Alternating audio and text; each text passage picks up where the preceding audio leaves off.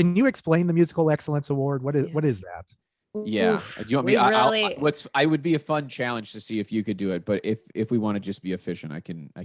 I'm like, because it has meant so many things, it has meant, and we spent also, I'm trying to remember the pun, Muse September Excellence. Oh, that's it, yeah. Was that it? Muse September Excellence. We spent all of Muse September Excellence on the musical excellence category, which is an interesting one for the Hall because it started out as the Sideman category. You wouldn't know that if you looked at the Rock Hall's website because they have just pretended like all of those were always musical excellence, but really it was called Sideman, and that's where they inducted people who played on a lot of classic songs like Hal Blaine or Earl Palmer or James Jamerson, Oh, so they like the E Street Band got in under the side. Well, it had become musical excellence by then, but they are in this category. So at a certain point, they chose to change the name Sideman to musical excellence.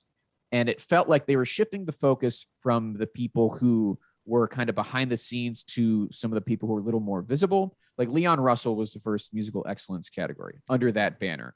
And he is a session musician. He is a sideman, but he also obviously had a very successful solo career and was a very visible musician and artist.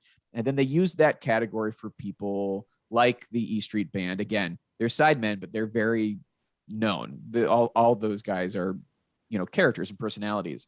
And then around 2015, they inducted Ringo in that category. And it just felt like, okay, this seems like a way and all hell has broken loose. What does musical excellence mean? Yeah. And so at that point, and Ringo did play on other people's records and stuff, not really in a significant way. And the rumor was Paul McCartney had said, having seen that he and John Lennon and George Harrison had all been inducted solo, why not Ringo? And I think instead of putting Ringo on the ballot, they were just like, we can put him in this category we created that has such a vague qualification for it. We just put him in there. Musical excellence. Sure. Musical excellence. Joe, great. We've talked about this, and I'm just realizing, though, that I've never asked this, though. Do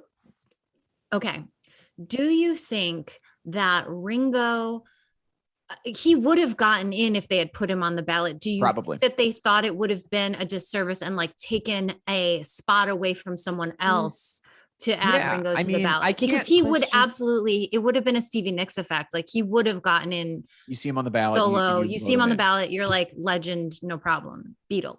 Yeah. I don't know. I mean, I wonder if the nominating committee was just never going to do that. Because I do think the nominating committee have some principles. And like, if you can believe it. But the subcommittee for musical excellence doesn't. Yeah, I think so. I think you get fewer people involved. You get fewer people who have to sign off on it. Got it. It makes sense.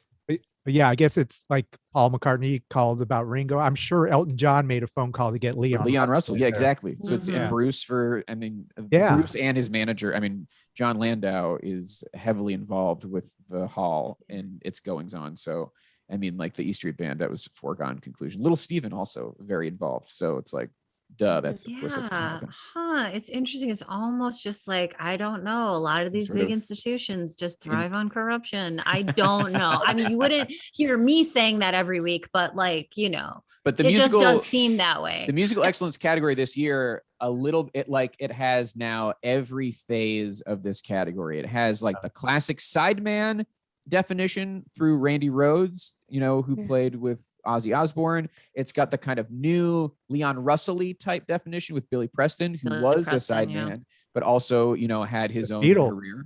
Yeah, I mean, he played with the Beatles, played with the Stones. Exactly. Mm-hmm. But also, had a lot of great songs as a solo artist. And then it has the third tier of definition, which is, well, we got to induct him, so we might as well use the category. And that's where they're putting LL Cool J. Is there a limit as to how many can go into the performer category? I mean, why not put LL in there? There are no limits. They could have done anything, and this is what they chose to do. Well, the only thing with the performer category is you have to get votes. So maybe they're looking at that seventh inductee and they're going, okay, do we want to make space for the New York Dolls, or do we want to give that space to these side categories that we can personally curate to make the class that we want to make?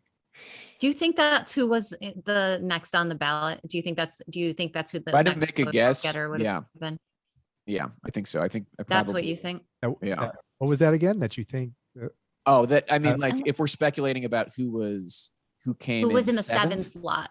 Yeah. Yeah. Okay. Because they are inducting 6 through the front door this year, Right. and the 7th. It's like usually if the 7th is someone that they've really been working to get in, that they've been really wanting to, and it's close enough in the votes. It's close enough. They will sometimes go to 7.